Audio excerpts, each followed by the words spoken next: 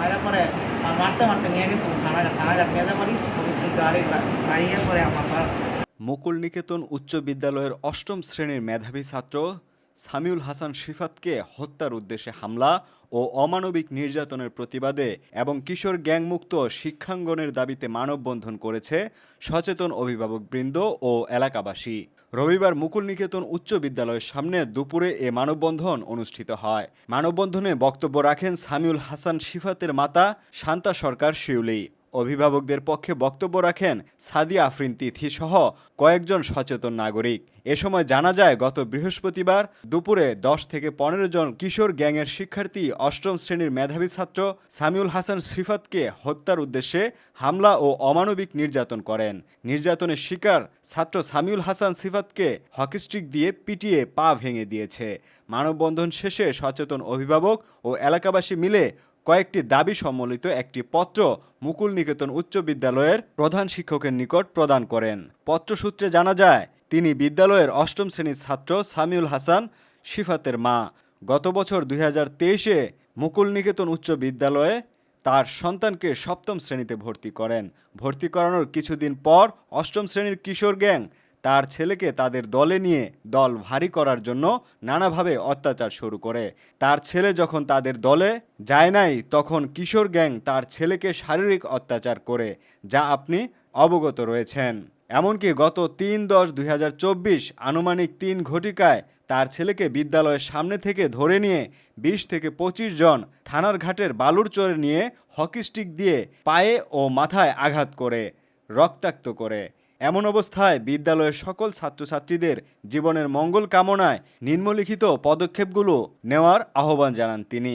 একটা ছাত্র আরেকজন ছাত্রকে মারবে, এই জিনিসটা আমরা চাই না। আমাদের যেটা চাওয়া সেটা হচ্ছে আমরা একটা সুষ্ঠু বিচার চাচ্ছি এবং সেই ছাত্রদেরকে আপনারা ডেকে কথা বলবেন, তাদের গার্জেনদেরকে অবহিত করবেন এবং ভবিষ্যতে যেন এরকম ঘটনা না ঘটে। আজকে সেই আমার সন্তানের সাথে এরকম হয়েছে, কালকে আপনার সাথে সন্তান হতে পারে, আমার সন্তান হতে পারে। এই ঘটনাগুলো পুনরাবৃত্তি না ঘটে আমরা সেটাই আপনাদের আশা করি।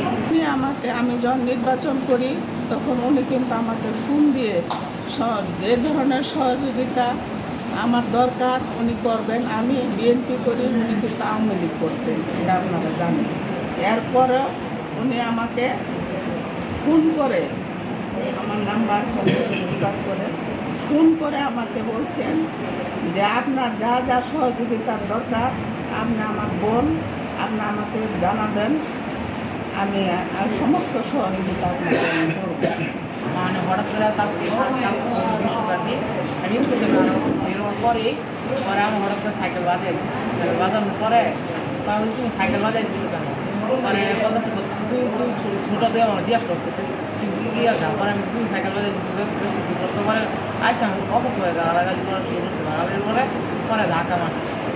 পরে জ্বর মাস পরে আমি ধাক্কা দিচ্ছি। পরে আমার আবার পরে মারতে পরে তাদের গুলাবা নিয়ে আসে, ওরা আবার মারছে। মারা পরে মারতে মারতে নিয়ে গেছে থানাঘাট নিয়ে যাওয়ার পরিস্থিতি আরেক বাড়িয়ে পরে আমার আমি পরে যাই থানায় একটা অভিযোগপত্র দিচ্ছি, ওইটা ওইখানে আসতে হচ্ছে। আমাকে মাত্র ফোন দিছিল, আমি আবার যাব। আর আমি চাই যে প্রত্যেকটা শিক্ষা প্রতিষ্ঠানে কোনো রাজনীতি থাকবে না, কোনো কিশোর গ্যাং থাকবে না। আমরা যেমন শিক্ষাগুরুর মর্যাদা দিচ্ছি এবং আমরাও লেখাপড়া করছি, তো ওরকম থাকবে শিক্ষা প্রতিষ্ঠানে, যে শিক্ষাগুরু কি বলবে ওইভাবে তারা চলবে।